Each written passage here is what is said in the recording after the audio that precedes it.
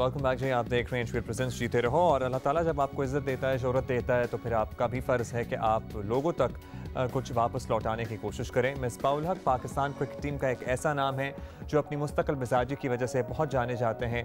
कौमी cricket team के कप्तान बने और तनकीद की परवाह किए बगैर ही हर तरह के चैलेंज का सामना किया। अब टीम के हेड कोच, चीफ सेलेक्टर भी हैं। खामोशी के साथ अपना काम जारी रखे हुए हैं, लेकिन इससे कहीं बढ़कर वो एक ऐसा काम कर रहे हैं जो सिर्फ मिसबाह जैसा मुस्तकिल मिजाज शख्स ही कर सकता है, और वो काम है दिल के अमराज में मुब्तला बच्चों के लिए एक मयारी अस्पताल बनाना। सितंबर 2018 में इस कार्य खैर का आगाज़ करते हुए मिसबाह उल हक का कहना था कि पाकिस्तान में हर साल 50,000 बच्चे पैदाइशी तौर पर दिल की बीमारियों में मुब्तला होते हैं। बहुत सौ के दिल में सुराख होता है। ये बहुत महंगा इलाज है और ख़ास तौर पर गरीब तबके की सकत से बिल्कुल बाहर है, और उनकी ख्वाहिश है कि इन बच्चों के लिए एक ऐसा अस्पताल बनाया जाए जहाँ वो मुफ्त बेहतरीन तबी सहूलतें फराहम कर सकें।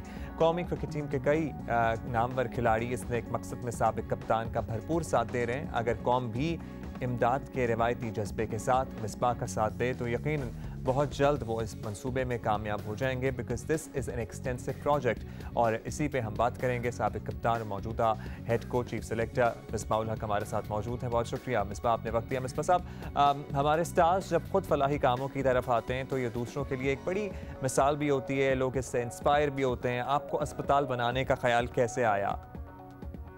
जी, जब मेरे ख्याल में मैं आखिरी 1 से 2 साल क्रिकेट खेल रहा था, तो उस वक्त मेरी फैमिली की तरफ से और दोस्तों की तरफ से काफ़ी, और मुझे खुद भी था कि मैंने कुछ ना कुछ आगे चल के इस हवाले से करना, स्पेशली मियाँ वाली से, क्योंकि मैं बिलोंग करता हूँ और वहाँ पे भी हालात ऐसे हैं कि हेल्थ केयर में काफ़ी वहाँ पे तवज्जो की ज़रूरत है। एजुकेशन में भी काफ़ी चीज़ें हैं जो वहाँ पे काम होना चाहिए। मैं सोचता था कि इंशाल्लाह यहाँ पे मैंने कुछ ना कुछ करना है। तो उसी टाइम पे मेरे एक दोस्त हैं, उनकी बेटी को हार्ट का इशू हुआ, और जो वो पूरी स्ट्रगल थी उनकी, जिस तरीके से वो मारे फिरे, और उनको बड़ा मुश्किल था, डॉक्टर कहाँ से किधर लेके जाना है, कहाँ से चेक करना है, कैसे ऑपरेट होना है, वो मैंने उनको देखा कि वो जिस तकलीफ़ से गुज़रे, तो उनकी हेल्प की। फिर उनकी मुलाकात हुई फरहान भाई से, पाकिस्तान चिल्ड्रन हार्ट फाउंडेशन से, उन्होंने उनकी हेल्प की और उनकी बेटी का फिर ऑपरेशन हुआ और ठीक हुई। और फिर मुझे सारी अवेयरनेस हुई कि ये एक ऐसा मसला है पाकिस्तान में कि जिसमें बहुत ज़्यादा इम्पोर्टेंस की ज़रूरत है और यहाँ पे फैसिलिटीज़ नहीं हैं। तो मैंने ये सोचा कि ये ऐसा काम है और बच्चों का मामला है, तो ये काम ऐसा है, पाकिस्तान, पूरे पाकिस्तान का मसला, किसी एक शहर का मसला, इस पे काम ज़्यादा ज़रूरी है जल्दी।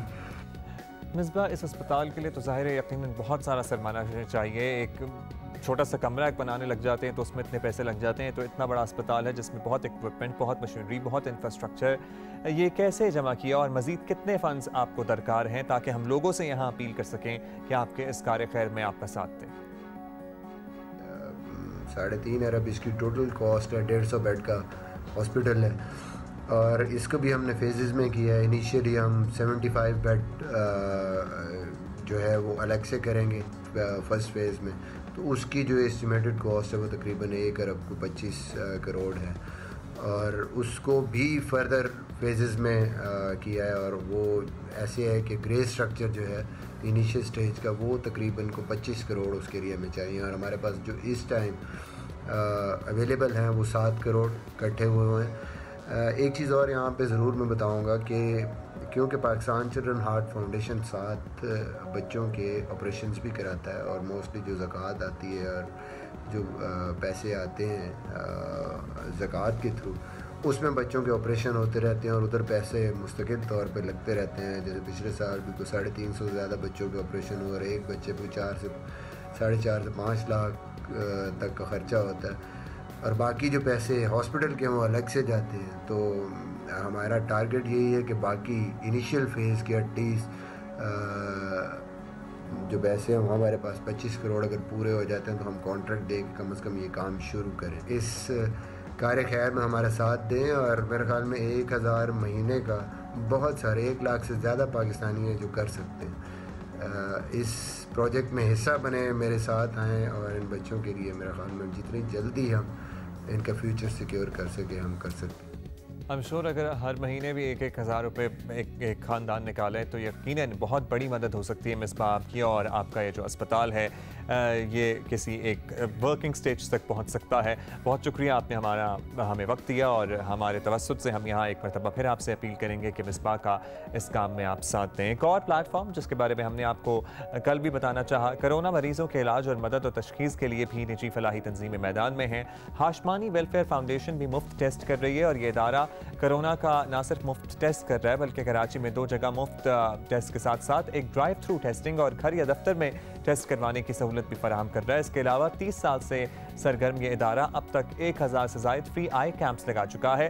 10 लाख मरीजों का मुफ्त इलाज के अलावा 2 लाख मरीजों की मुफ्त सर्जरीज भी करवाई जा चुकी हैं। Chairman Hashmani's medical welfare foundation doctor Sharif Hashmani हमारे साथ हैं। बहुत शुक्रिया डॉक्टर साहब, आपने वक्त दिया। डॉक्टर साहब, अब तक आप लोग कोरोना के खिलाफ जंग में भी ज़ाहिर है बहुत पेश हैं, मुफ्त टेस्टिंग की सहूलत देने का ख्याल आया कैसे, और ये जो ड्राइव थ्रू टेस्टिंग वाला सिलसिला है ये कैसा जा रहा है?